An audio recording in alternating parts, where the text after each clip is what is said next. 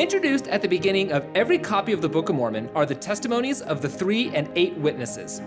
These 3 witnesses, Oliver Cowdery, David Whitmer, and Martin Harris, wrote that they were shown the plates by an angel, who also attested to them that Joseph Smith translated the book by the gift and power of God. We have some evidence that the event happened. No one can rationally disagree with that. It would be easy to say that these 3 men conspired with Joseph Smith, only giving their testimony of the angel and the gold plates to perpetuate a scam. But that explanation loses its strength when we consider that all 3 men eventually left the church, having at some point fallen out with Joseph Smith.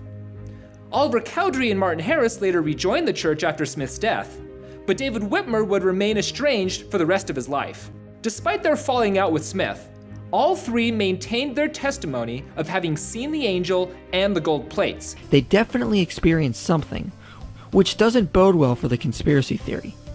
In fact, David Whitmer famously went out of his way on numerous occasions to give interviews and correct newspapers he felt had misrepresented his testimony. Also note here that the evidence that we have in this case is a claim from a witness. I do again affirm the truth of my statements. The fact that these men never wavered in their testimony of the plates dismantles the claim of collusion. After all, they had everything to lose and nothing to gain by maintaining their testimonies after falling away from the church.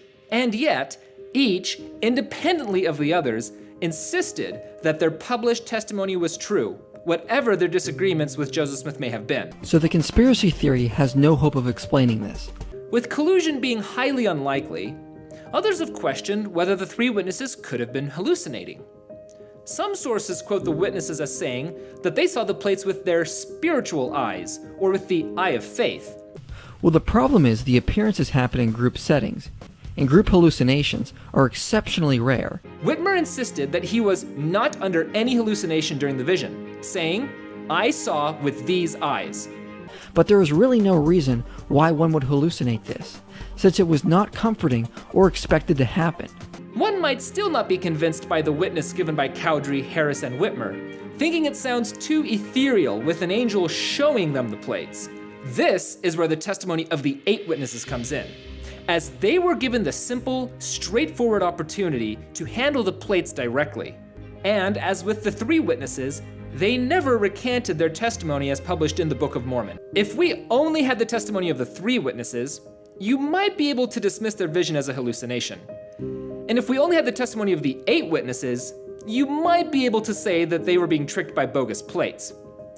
But combined, their testimonies support the claim that Joseph not only had plates with the appearance of gold, but also that those plates were divinely given. What's the probability that 10 independent eyewitnesses would all ID the same person? And remember, the only evidence that we're even considering in this case are claims from witnesses. Enough claims can provide sufficient evidence.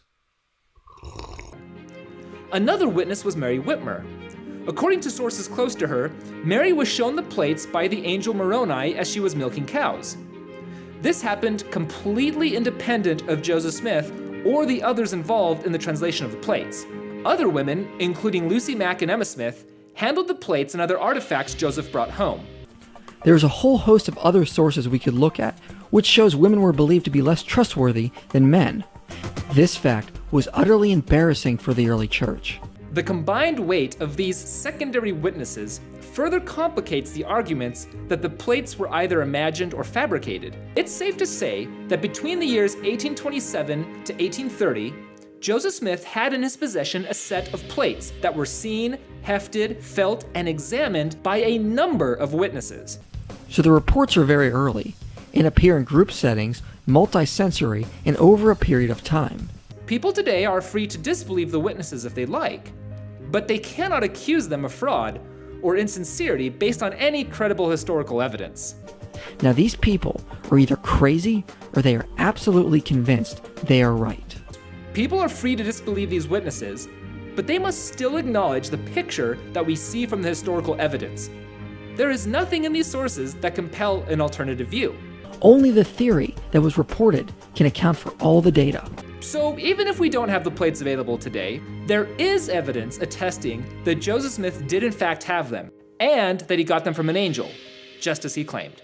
No other theory out there can account for all the data.